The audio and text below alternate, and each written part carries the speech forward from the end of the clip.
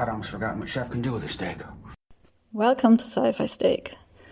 This is a meh episode.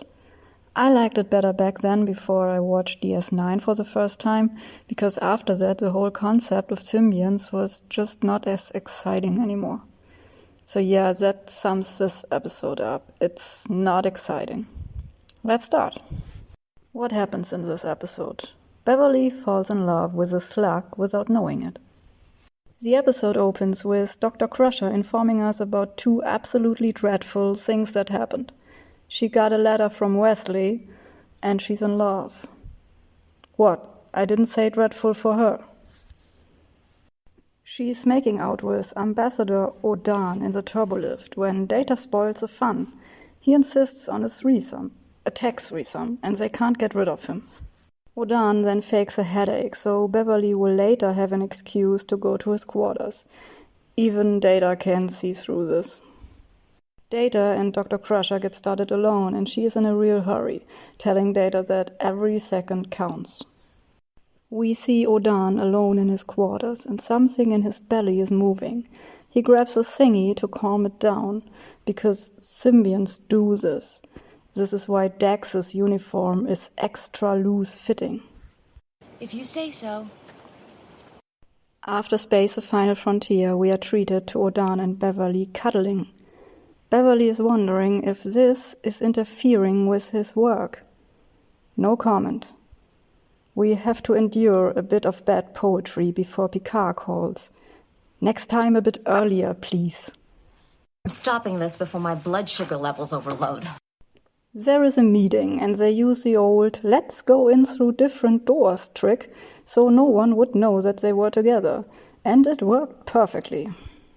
They explain the diplomatic dilemma. There are two moons. The people of one of them did something cheeky, and now that damages the other moon.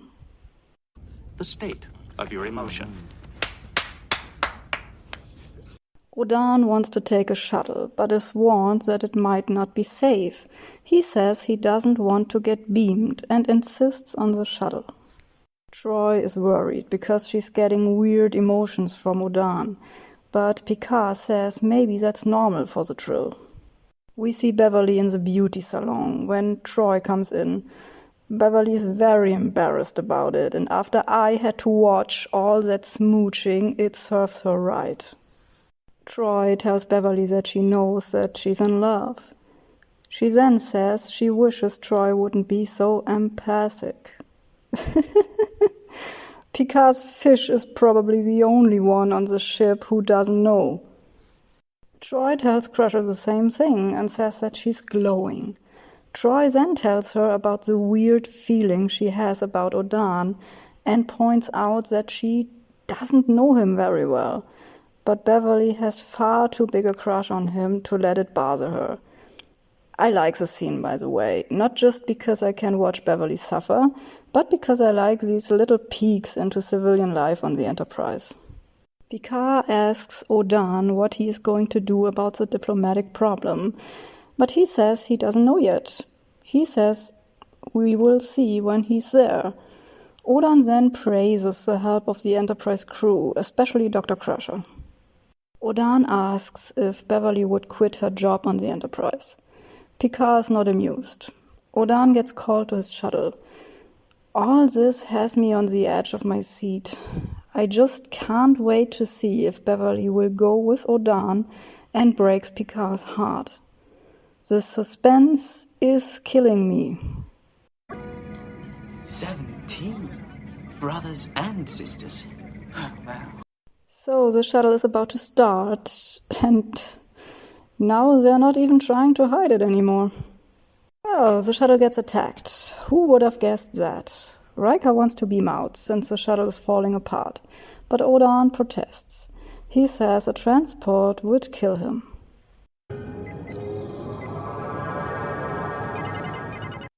Beverly examines Odan and tells him he might have a parasitic infection.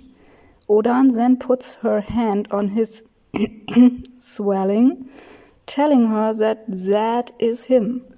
His body is just a host. He is that parasite. And once they are joined, This host's personality is completely suppressed by the symbiont. Oh, no. No, it's a joining. Odan explains the Trill that they are a joined species. Since he's dying, he now needs a new host. The host is dead, and the symbiont will only survive a short time. Data offers to serve as a host, but that is not possible. Then Riker wants to do it. Picard says it's too big a risk, but Riker insists. So we watch the transplantation. When I saw this the first time, I thought it was really cool. And gross. And cool. We get a bit of drama because Riker is not reacting too well, but of course he makes it. Crusher is uncomfortable when he calls her the pet name Odan has for her. Odan now tries to convince everyone that he is still who he says he is.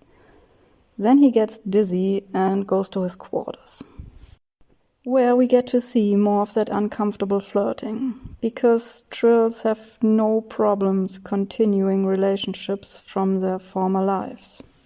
Ah, now there's the rub. Even if they do harbour feelings for each other, it's strictly against the rules of Trill society for them to acknowledge it in any way.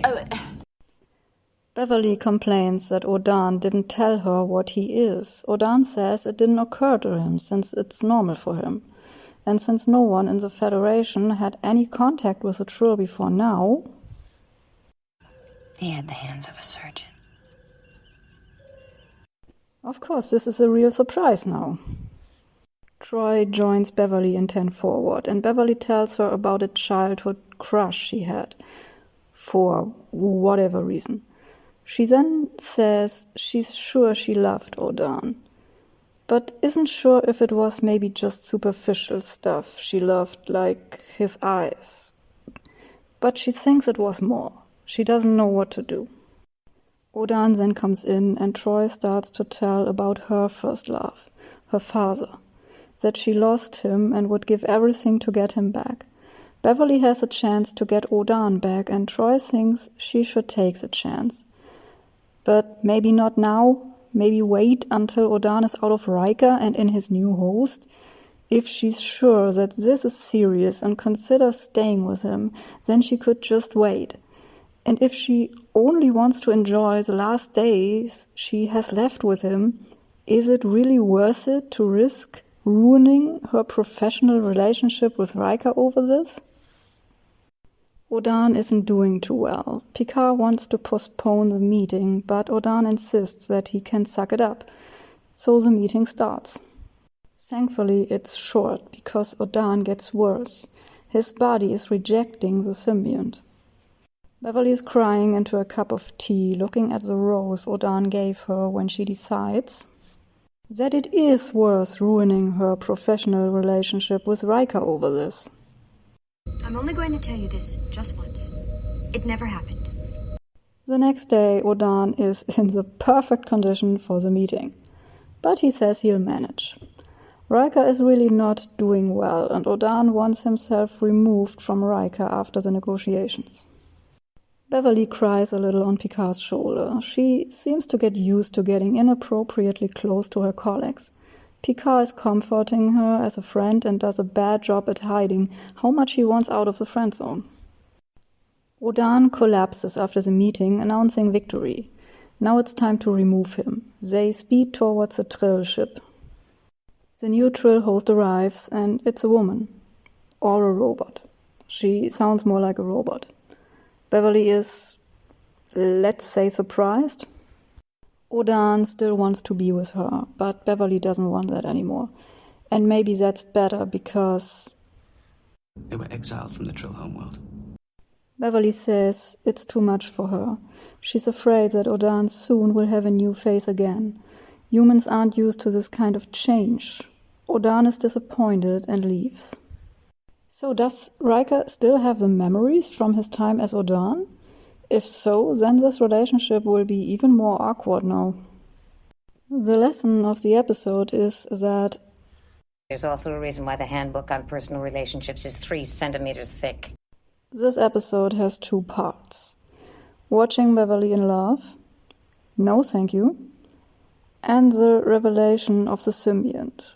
And that part has not only lost its excitement, but also is annoying given that DS9 does it all differently. I'm a sucker for continuity and despise everything that doesn't fit. And this is one giant does not fit. If it wasn't for the continuity errors, I could still value this as the first time seeing the Trill, but that has been thoroughly ruined. Thank you all for listening. See you next time here at Sci-Fi Steak. Bye. Goodbye, Harry.